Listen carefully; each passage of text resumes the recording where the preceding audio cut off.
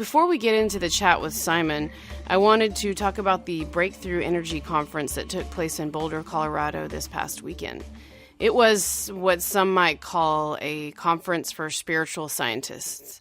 And I mean, I don't personally consider myself a scientist, but I do have a passion for ecology, technology, and spirituality. And Global BEM, which is what the founders call it, is probably one of the only conferences in the world that bridges these gaps. And I've only experienced, gigantic conferences like South by Southwest, interactive and film. But let me tell you, the smaller, more intimate conferences are the way to go. And it was such a joy to be able to talk to the actual presenters. Everyone was very approachable, mostly very down to earth. I mean, the primary topic was new and alternative energies. Breakthrough energies. But they also were talking about crowdsourcing, the new economics of sustainable energy, ancient civilizations and free energy, and even the UFO phenomenon a little bit here and there. Most of what I was experiencing was just a profound sense of love and understanding. People were really coming from a loving vibration. It wasn't about ego or money.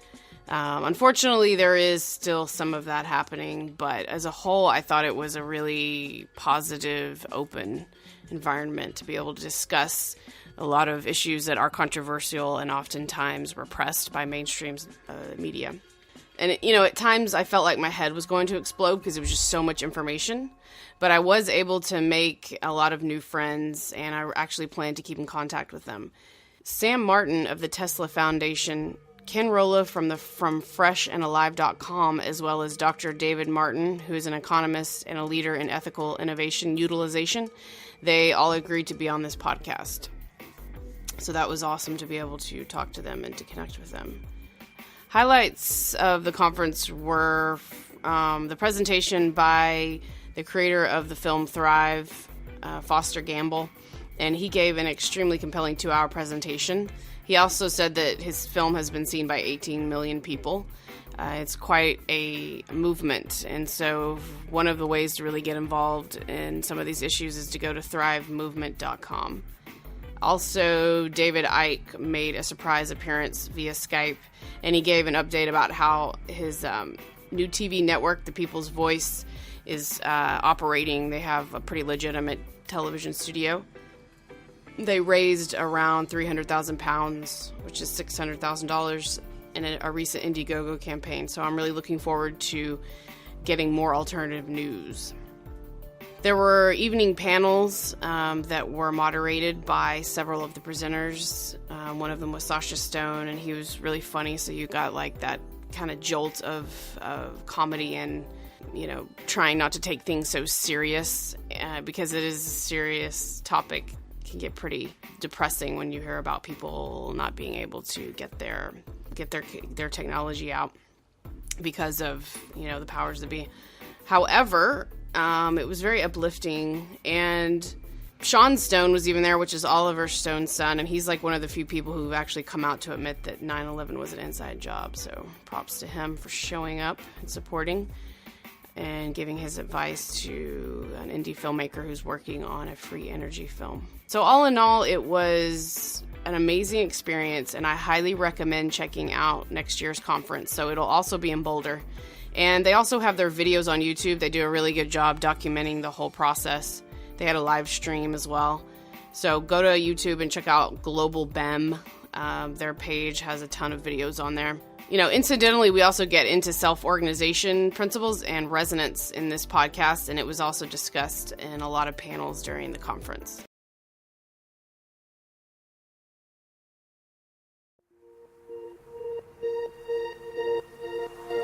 We are profoundly unconscious in Western society.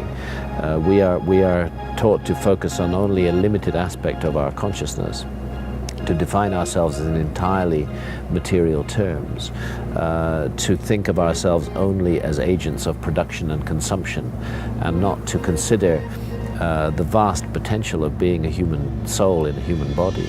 Hi, I'm Joel Mejia, and this is my wife, Katy Walker, and we're the co-creators of the documentary film Time is Art, Synchronicity and the Collective Dream. Joel and I have been working for 3 long years on this important documentary film that we would like to share with you. In the film, we follow Jennifer, a writer who, after the death of her aunt, has a supernatural experience and begins to have meaningful coincidences, or what Carl Jung calls synchronicity, a mysterious phenomenon that millions of people all over the world are also experiencing. Jennifer begins to discover a new way of being and a new way of seeing the world.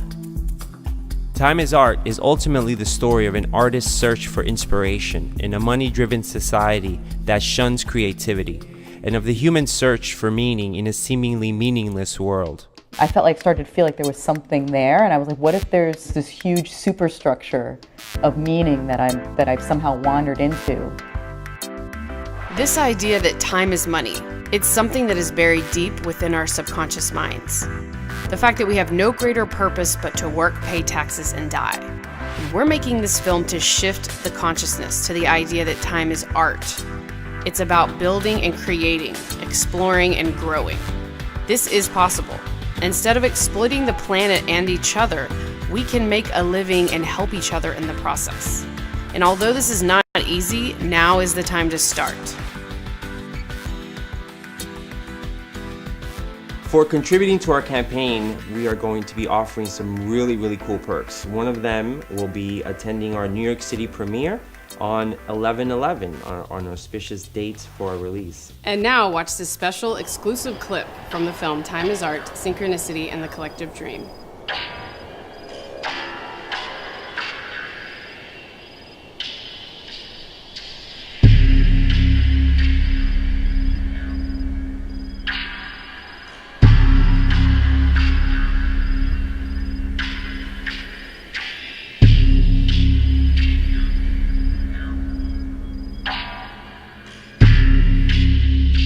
Psyche, without even knowing it, moves around corners in time and space.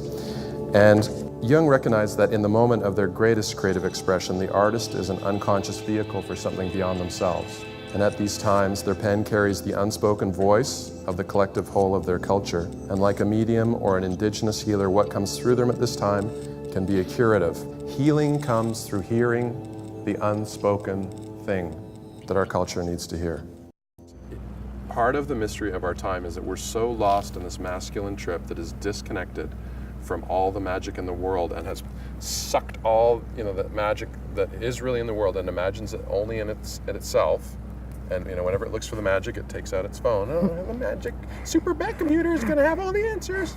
And we're hooked on ourselves and our own technology, and we take all this real magic that's in the world and we psychologically press it into ourselves. We're inflated, we're high on ourselves, and we lose the real magic of the world. And so our moment is about turning that corner to where we have this strength, this masculine clarity and strong ego that we can apply to both seeing the horror that we're doing, right, and the beautiful magic of this wonderful world that still cares about us and is trying to help us and cares about each one of us.